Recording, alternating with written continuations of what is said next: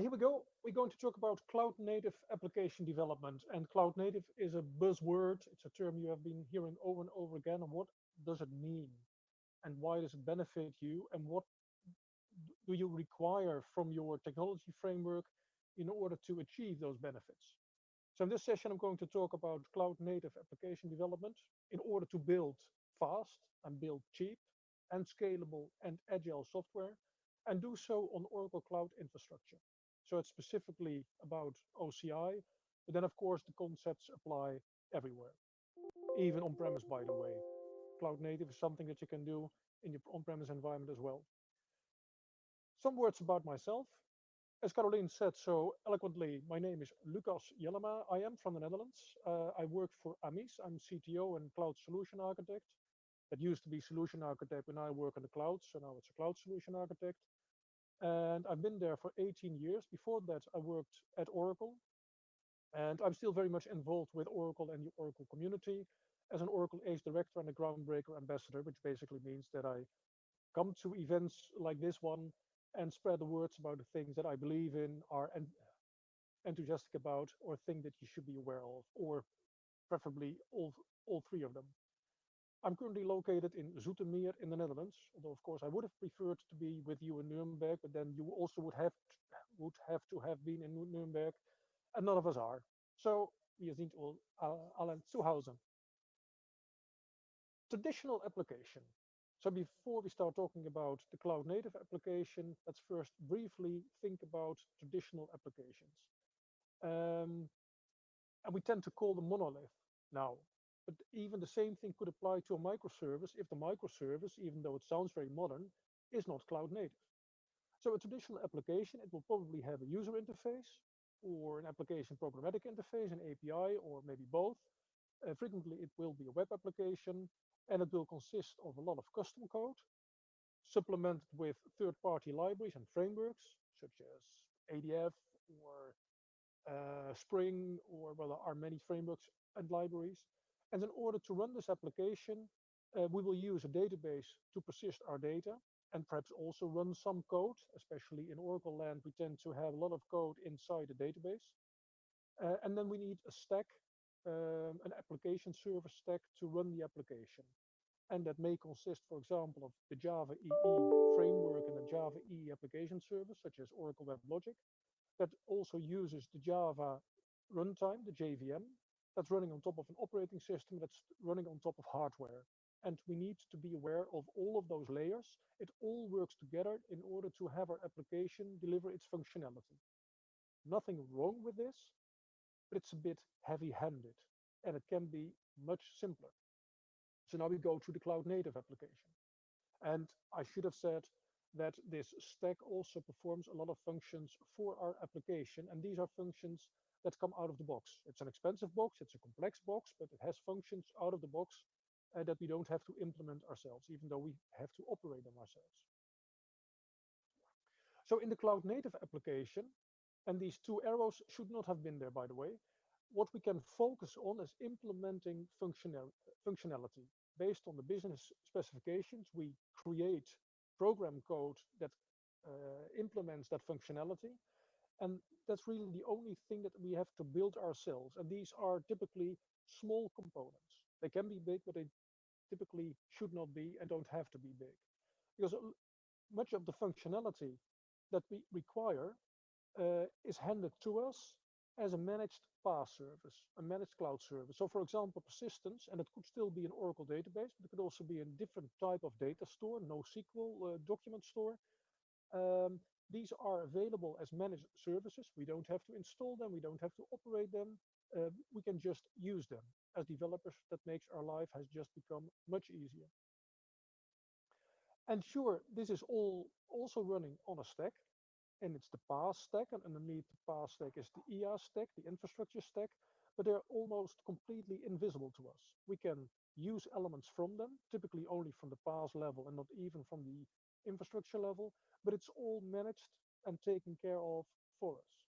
So again, we can focus on the services available at the PaaS level. For example, a web application firewall or a content delivery network. I shouldn't say or, I should say and. An API gateway, an event hub, a container engine to run our containerized web applications, and other services that are managed and that we can just engage, we can just make use of without having to install them, without having to maintain them, to manage them, to operate them. They are just available to us, and they're all linked together, or at least linkable together. At the generic pass level, we typically get facilities for monitoring, for setting up alerts and notifications, for um, collecting and analyzing all the logging from all the different components that we are using from the pass stack, and also a tremendous degree of scalability to scale up, scale down, um, as the load increases over the day, over the week, over the year. And what we typically will get is a managed set of services that are very quick to provision. And I'm talking minutes. I'm not talking days, I'm not talking weeks, I'm talking minutes, but also to decommission. We can just switch them off. We don't have to deinstall software or remove hardware from premises. It's this, this distributed. So the functionality is available and the data is available not just in one location, in multiple, which helps with latency and therefore with performance and response times, but also with disaster recovery and hardening against disasters in the first place. Most of the operations, most of our interaction with those managed services and with the operations side of things is automated, or at least can be automated through scripting, through APIs, through many different facilities. And of course, we pay per use. The total cost of ownership is very visible, very explicit, and can be is paid for the specific use we make of each of the services by time and by capacity. If we use more, we pay more. If we use less, we pay less. That also means that it's very uh, simple and cheap to start trying things out, to start using things. And that's where the rapid innovation comes from. And that's where we now have enterprise grade functionality, enterprise grade platforms that are accessible to just any organization, no matter how small, whether you're a startup or even a one-man shop, one-woman shop, you can make use of all these same facilities.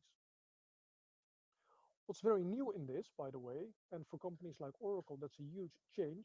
The vendor is taking responsibility for the runtime. They're not just selling you software and wishing you all the best, but not taking any responsibility.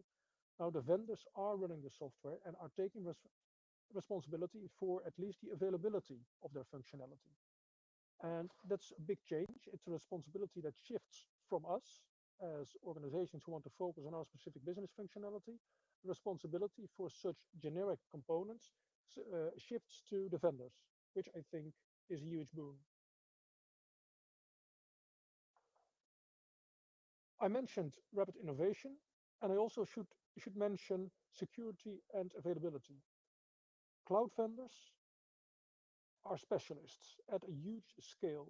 So they specialize on infrastructure, they specialize on managing platform components, and they can do so at a level that for most organizations is not achievable. So they have the security experts and the security facilities.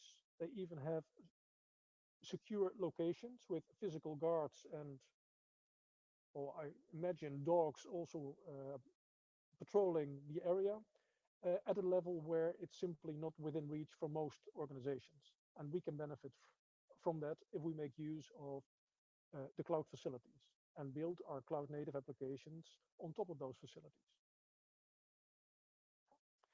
So some of the main characteristics of cloud native applications, um, and I mentioned most of them before, they are modern, they're born in the cloud era, and to be honest, that doesn't mean a thing. What does it say that it's modern? That doesn't mean it's good. It just means it's modern. Something you can maybe talk about, brag about, but that's not the essence, not by a long stretch. When you're building cloud native applications, even more than before, your focus as architects and developers should be on the interaction points between components, and also specifically the decoupling between the components. All the components in my pictures should be highly decoupled, and you can change one and not change the other.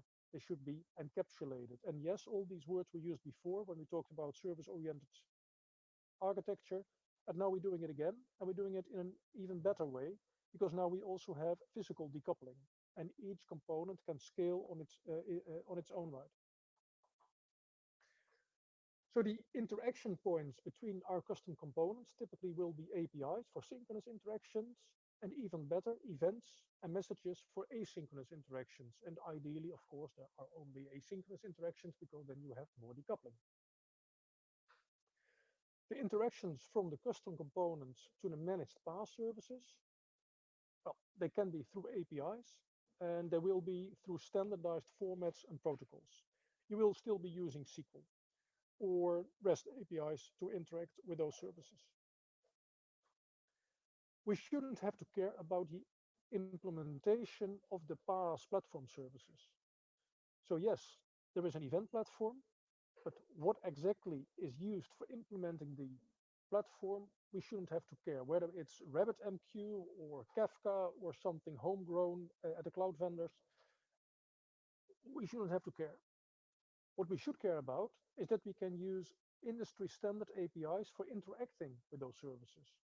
So Kafka is sort of a de facto standard. So even though many cloud vendors are not using the actual Kafka technology, they are still providing their technology with a Kafka interface. And that's meaningful. MongoDB has a similar role when it comes to NoSQL data storage. We want to focus in our cloud native applications on custom code in fairly small and simple units. We'll talk about functions in a moment, for example, that will run triggered by a request or an event, then run for a very short period of time to handle a very specific task. And then a next application, serverless function, for example, can take over. So we can keep things simple for better management and for much higher adaptability and a quicker time to market. And dealing with the fact that we as humans are not very good at understanding big things, so we try to focus on smaller things. In cloud native applications, we don't have to think explicitly about infrastructure.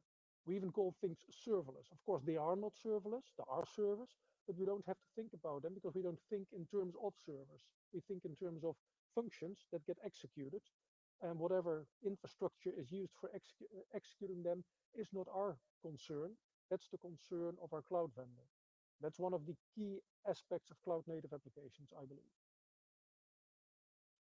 And of course, in many cases, we will be using the managed platform services that we don't even know anything about for which we don't even know anything about their underlying infrastructure. We get access to a database, and where that database is running, what kind of servers are used, what kind of storage is underneath, is really completely out of sight. It's under the hood, and we can't open the hood, and we don't want to open the hood. We would get messy. Typically, we think in cloud native applications in terms of stateless actions, stateless components that are very scalable, dynamically scalable, scalable up and scalable down. When you use more, you get more, you pay more. When you use less, it scales back and you use less. And it should all be dynamic and automatic. As I said, we pay per use. It's all automated. We focus on automation, and very specifically, no hands will ever touch production. The only way we can make changes to production is by executing scripts that have already been executed before against an acceptance environment, and only those scripts can make changes to production. No one can actually touch production. It's not quite where we are yet, I think, in most organizations, but it's certainly something that we are aiming for. So in order to build cloud native applications, we want our cloud, and in a while I will be talking about Oracle Cloud, we want our cloud to have certain capabilities. And this list is not exhaustive, but at the very least, in order to be able to do cloud native application development, a cloud should offer the option to run functions, the serverless functions I was talking about. And it should have something called an API gateway that allows access to things inside the cloud from outside the cloud in a consistent way. We want to have an event hub or an eventing platform, some sort of mechanism that allows us to publish and subscribe, to have an asynchronous, decoupled way of setting up interactions. We need to have data persistence, whether it's relational or non-relational, document-oriented, data lake, unstructured data, maybe all of them, but we certainly must be able to persist our data. And of course, that goes together with the statelessness of our functions. The functions won't hold on to state, but our data persistence service will. We probably want to have a cache. This is not an essential component, but we probably want to have the ability to have state that doesn't get persisted for a long time, but that should be readily accessible in memory. Again, maybe it's just a subcomponent of data persistence. We need to have security facilities. We don't want the external world to get into our environment, especially not to our data, of course, but also not to other components in our landscape. And as I mentioned before, most cloud vendors are able to provide us with security facilities at a level that are simply inaccessible to us ourselves. We need to have these facilities for automation to create platform components, instantiate and reconfigure the PaaS services, to roll out our own code in functions and applications, and this should all be automated. So we need a facility for this. And then we need facilities for monitoring. So this is like an overview of what a generic cloud suitable for cloud native application development, what it should look like. And before too long, you will see that OCI looks like this and even has more to offer, but it certainly has all of this to offer. Now, you're probably aware of Oracle Cloud Infrastructure. It's like the generation 2 cloud from Oracle, basically setting it apart from generation 1 cloud, which wasn't great. Let's not be, I don't know what, it wasn't very good. Gen 2 Cloud is quite good. Gen 2 Cloud, Oracle Cloud Infrastructure, is all about IaaS services and PaaS services. And then there's this second pillar of cloud applications, the world of SaaS. And that's not the world we're going to discuss today, by the way. But in many organizations, if it is available in SaaS, you're not going to build it yourself. But if you have to build it yourself, then the Oracle Cloud Infrastructure is the environment in which you may want to do that. Big difference between generation 1 cloud, the classic cloud, and generation 2. Generation 1 cloud wasn't really cloud native. It was the Oracle on-premise software brought to a central data center and exposed as cloud. And that really isn't a cloud. And that's what Oracle found out and what many of its customers have found out. So now we got generation 2 cloud, and that has been designed from the ground up for cloud. Not all of it, but most of it. And many people were brought in who had learned their lessons at AWS and Azure. So Generation 2 Cloud not only learned from experiences with Oracle Cloud, but also with experiences with the other cloud vendors. And then Oracle made a number of very targeted acquisitions that have further complemented the set of services available on OCI. So OCI is actually pretty good. It is benefiting from the experiences gained across the industry, but also it's still fairly small in terms of market share. That shouldn't be a problem. If it has to offer what you need and it is offering so at competitive prices, and that's one of the core tenets of Oracle Cloud Infrastructure, it's still quite interesting. So the main themes for OCI, competitive pricing, be cheaper than AWS. That seems to be the main driving force. It's secure by design. It's open through APIs and through the use of industry standard technologies. And from the beginning, it has been about enterprise technology. And Oracle is sometimes not as well connected to the individual developer, but it has always had a very good understanding of what enterprises need. And that's probably one of the ways in which the OCI cloud is setting itself apart.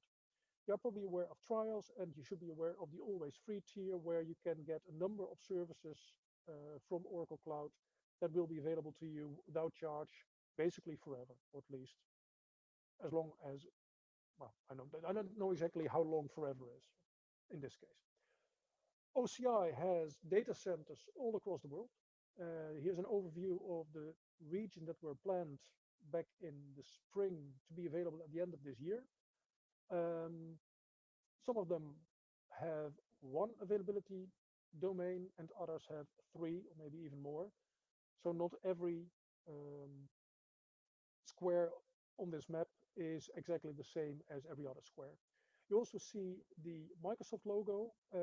Wherever that's on the map, there is an interconnect created between Oracle Cloud Infrastructure and Microsoft Azure, which means that it's easy to use together services from Azure and services from OCI because there's a very fast uh, network connection between the two. So some of the OCI services that we are interested in when we want to do cloud native application development, there's Oracle Functions based on the Project Event framework. There's the lightweight API gateway, which is not the same thing as the API platform. Um, there's obviously object storage, the S3 counterpart on OCI. There's the NoSQL database service. There's the streaming platform. There's also the autonomous database, which I haven't included here, but of course that exists as well. Um, then in terms of UI, there's both the digital assistant and the visual builder low-code application development facility. For running our own logic, in addition to functions, we can also run standard Docker containers on the Oracle Kubernetes Engine service. And we can also, in the compute service, create our own VMs. But that is not as cloud native as I would like it to be. So to me, cloud native ideally uses functions, and if you have to, can use containers. Don't resort to plain old VMs. There are some additional supporting facilities that are available in OCI. And of course, I mentioned them before. These are the kind of facilities that we would like to have in order to start doing cloud native application development. And here are some more. So this is not even an exhaustive overview, but it gives you some impression of what OCI has to offer that will support you in doing cloud native application development. And now let's do some cloud native application development. So suppose the following use case. There are tweets, in this case tweets about the DOAG event with the hashtag DOAG 2020. And for whatever reason, we want to collect all these tweets in a NoSQL database. And we want to publish messages onto the streaming platform for each tweet that's tweeted about DOAG 2020 with the hashtag DOAG 2020.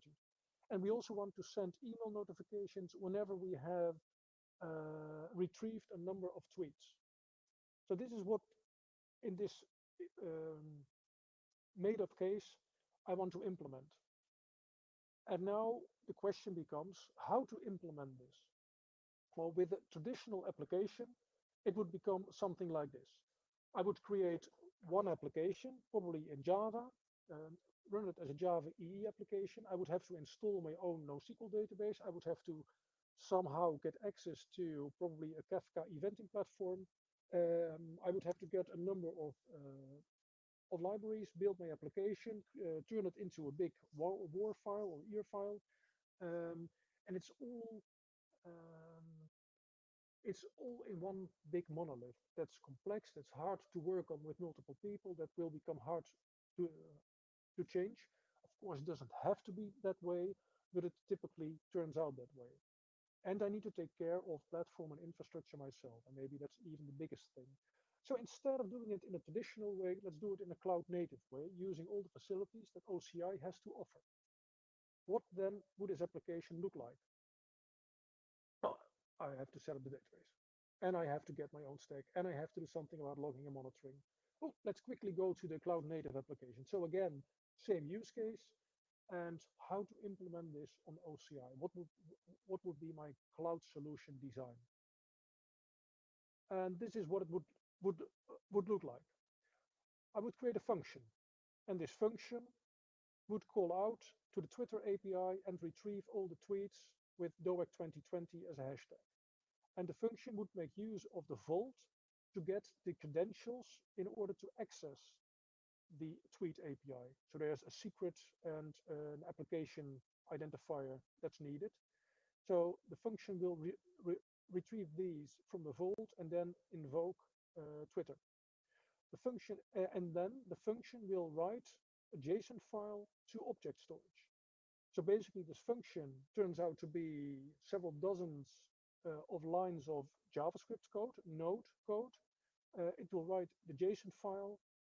Of course, I don't have to set up a storage. I don't have to specifically do anything in order to be able to go to the storage. Storage is accessed through a REST API from the function running inside OCI. The function itself can either be scheduled or it can be invoked through API gateway through a simple URL, a curl call, any HTTP call. And in fact, I will invoke the function from the browser in just a little while. As soon as the file is written to the object store, an event is published, a cloud event, and this event is set up to trigger a notification. That notification in this case goes in two directions. One is an email that's sent to me to notify me about the fact that the function has retrieved tweets and a tweet document has been written. That's basically what the notification tells me in an email. And also a second function is triggered. And this function will then go to object store to get the JSON file with the tweets. And then it will persist each tweet in the NoSQL database. And it will also publish a message for each tweet onto streaming. In order to get going, I don't have to install WebLogic. I don't have to find a server. I don't have to run a database. I do have to set up a few things. This is just an overview of all the things I just explained about the cloud solution design. I don't have to set up monitoring or logging or auditing or the container registry. That's all available to me out of the box on OCI. I don't have to create an events service. I don't have to create, well, I do have to create notification topics. That's a very simple configuration step. I have to provision a stream, which again is a very simple configuration step, which takes less than a minute. I have to create a NoSQL database table. I don't even have to create the database. I just have to create the table. And again, that's about 30 seconds job. So I don't need to prepare a lot. As an architect, decoupling is probably my guiding theme, has been my guiding theme in the last 15 years. So I want to point out how much decoupling there is in this design. These are the reasons why you want to have decoupling. And these are all the points in this design where there is decoupling. And basically, on both sides of a decoupling point, I can make changes. I can have components unavailable for some for some period of time. I can scale one component and not scale the other on the other side of the decoupling point. Decoupling points to me are essential in order to be able to agile, in order to be able to change and to not be fragile. So decoupling is really my guiding star. So here are the things that I need to prepare before I can start creating my cloud native application. It may seem like a lot, but it really isn't. All of this takes less than an hour, I guess. And again, we don't have to install anything. In fact, we don't even have to pay anything because everything I'm using here is either free or is still way within the free tier that we get with, for example, functions and the API gateway. Let's start with the first part of this use case. The first part is the function called tweet summarizer. And this function will get credentials from the vault, will invoke the Twitter API, and will write a file. So that's the first step for me to implement. And for this, I will be using Oracle Functions, and Oracle Functions is powered by Project FN.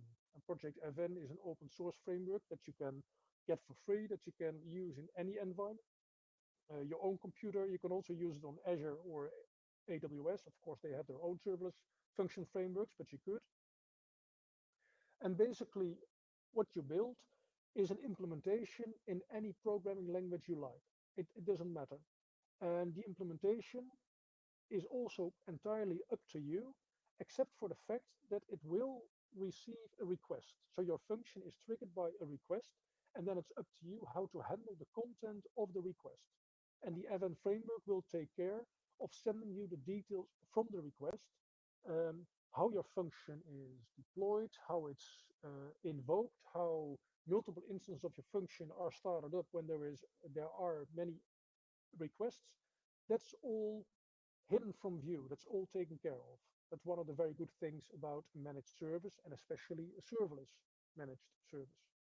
So we get an input parameter which has the body and which has context details such as uh, the, the request headers from the original request.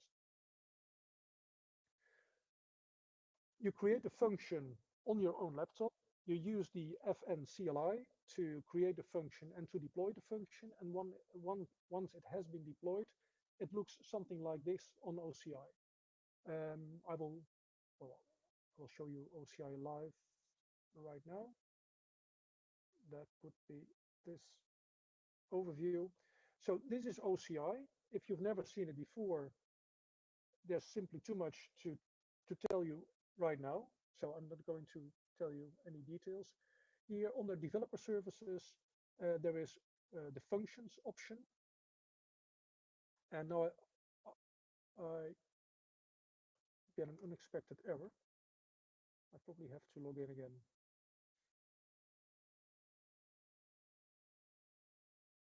There we go. And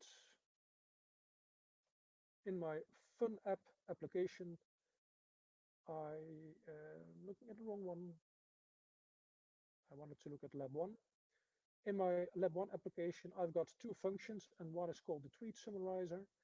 And I get an overview, not of the function code itself, because that's hidden from view. The function is based on a container image.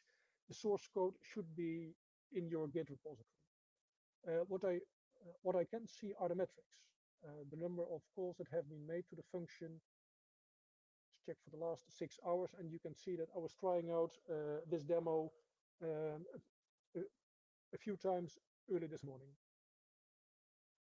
I can also define configuration settings for the function, which are turned into environment variables inside the code. So inside the code that I'm creating in my function, I get access through environment variables to the values defined here in the configuration.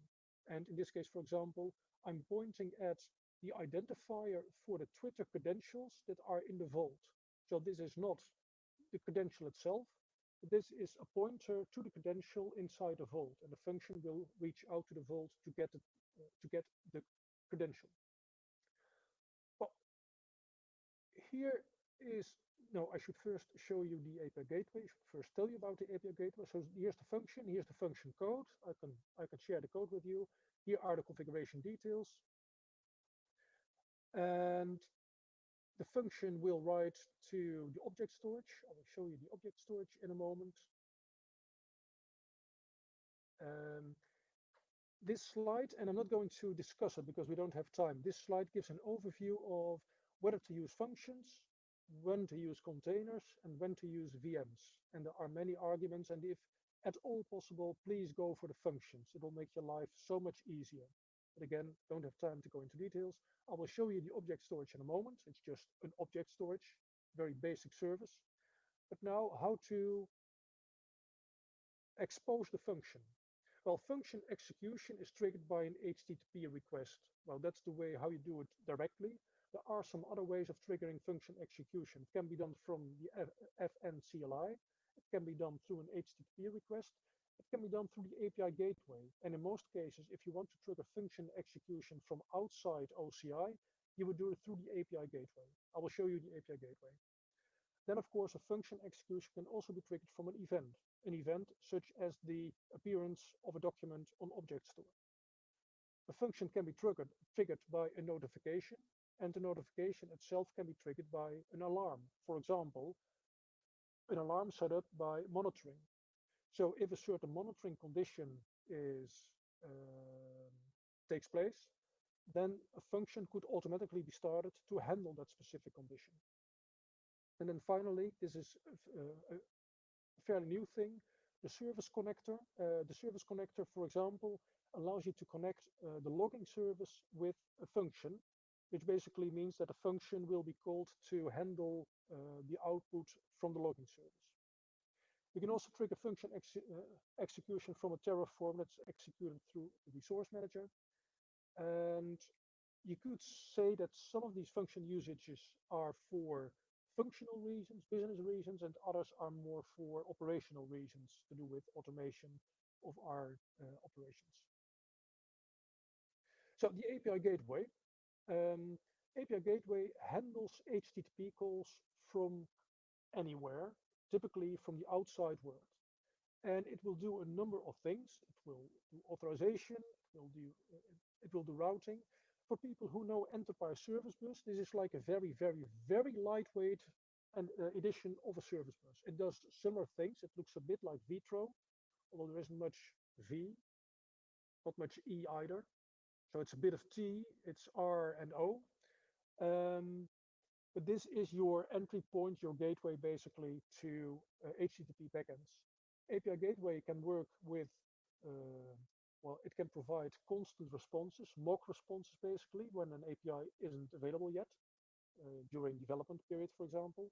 It can route your request to a third-party external HTTP endpoint, for which the service invoker doesn't know where it is. It can go to any HTTP endpoint inside OCI, and that is of course interesting for us right now, it can call out to a function. It can trigger a function. So I will make the call right now. I will go to the browser, and in the browser, I will ask for all the tweets with DOAC 2020 for the last 100 minutes. Now this call is going to take a while because the function has been invoked uh, so infrequently that it's currently not active. It's not hot. So the container has to be started at this point, and that takes up to 20-25 seconds. So it will take a few seconds more before I get a response to this request.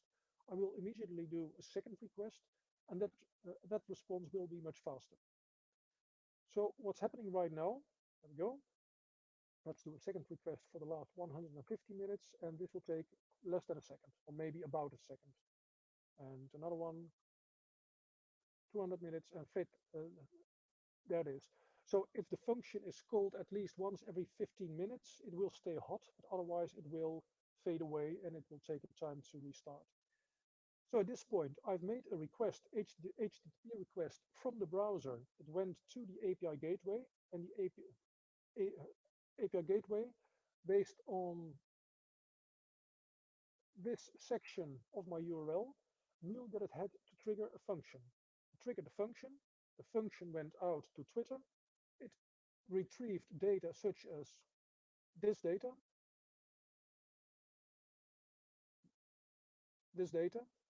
and it then created a file on object store. So let's now go to object storage. And in object storage, we have buckets, and buckets are very much like folders or directories. And in my directory Twitter reports, I've got a number of files, and the most recent one was created on 10:38 UTC, that's 11:38 CET, so that means just a few seconds ago. And I can take a look at the object details and even get an impression of the content of the file that was created. Here's the tweet text, gleich 11:45 Uhr. Now, I think that must be one of the most recent tweets that we had up here as well. I can't see it very quickly. There we go. Gleich 11:45. Sorry, I'm mixing up the languages. So this part of our cloud design has now been implemented. There's the API gateway, and we're not going to go. What you just saw was request through API gateway to the function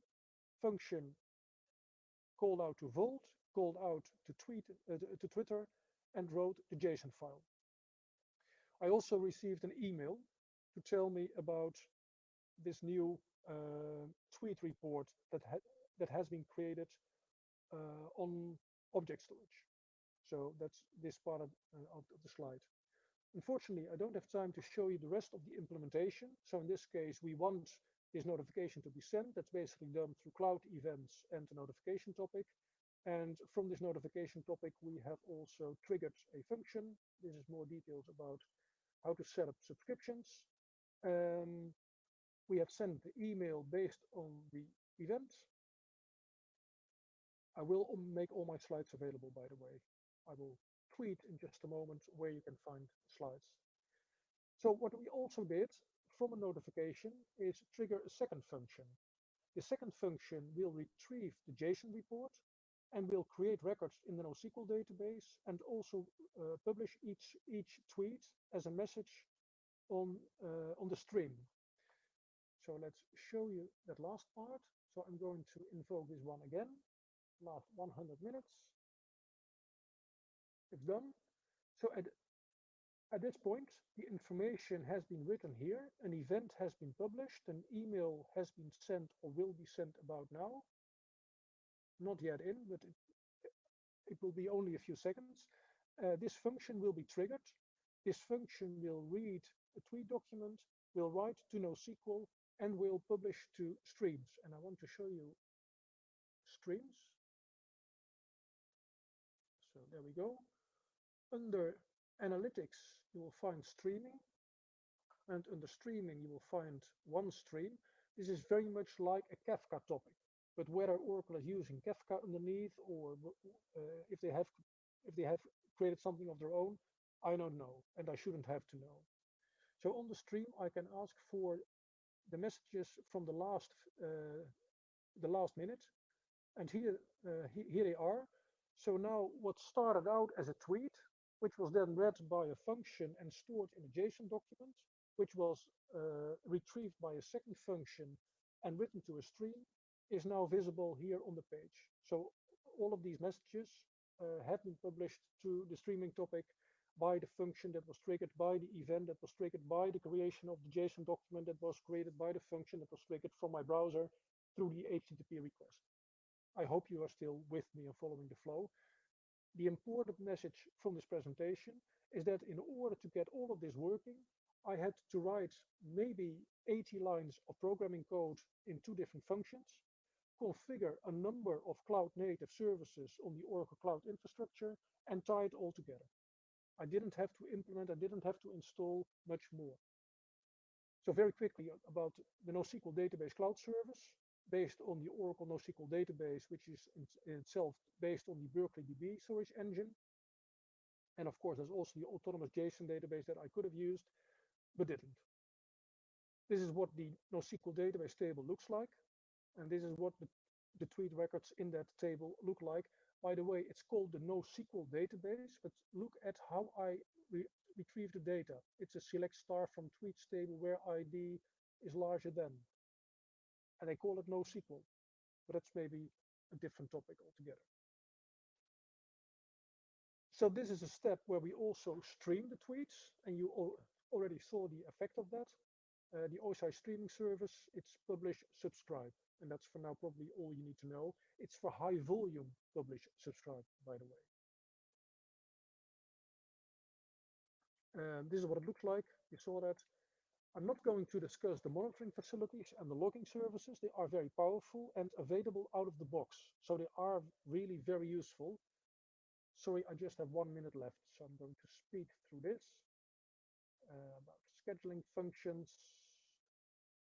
If you want to create a cloud design, you should be thinking about using Draw.io along with the set of OCI graphics that's available for Draw.io. So you can create the pictures with the same icons and visuals that Oracle is using. In summary, this is what my cloud native application looked like. And I programmed just a few bits of it, just the 2 functions, and the configuration for a number of the out-of-the-box PaaS services, the managed PaaS services, and I leveraged a number of other services that I didn't even have to configure specifically. And I didn't pay a penny for this. Oder eine Pfennig. it's cloud native, and I pay per use. The total TCO for all of this is 0, given the small number of tweets I'm processing, obviously.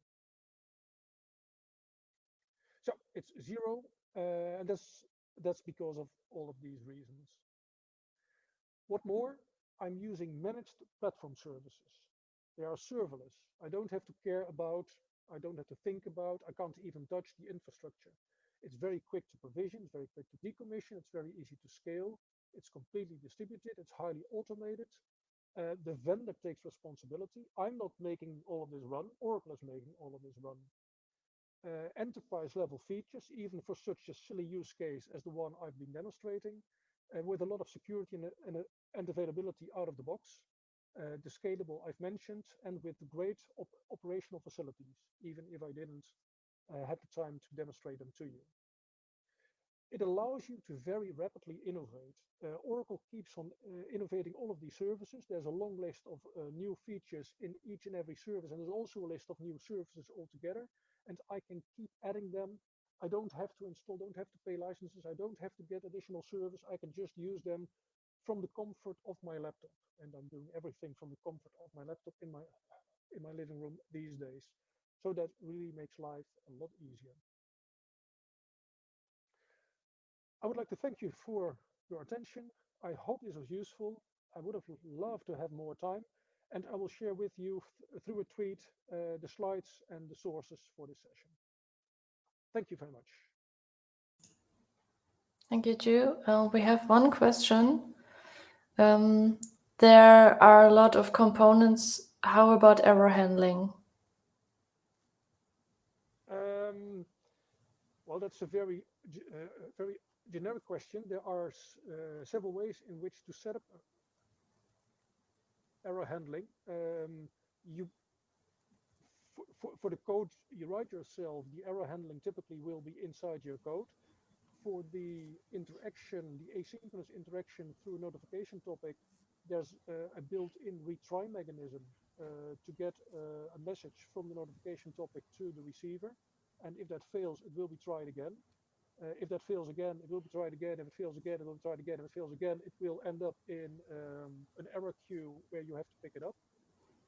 The logging service will give you insights into all the logging produced, and you can create filters on the logging service to find specifically all the errors. What you then do with the errors is still up to you. Through the service connector, you can set up a link, set up a way for functions to automatically process the log file, so the function could automatically find the errors in the log file and do something about it, but you have to implement the function yourself, of course. There's much more to be said, but I think this hopefully is enough for now. I think so. Okay, we don't have any questions anymore. Many thanks in the chat. That's good. Thank you very So much. you also get them. Okay, and then I would say, yeah, thank you for the talk and have a nice day. Thank you. Have a nice day yourself.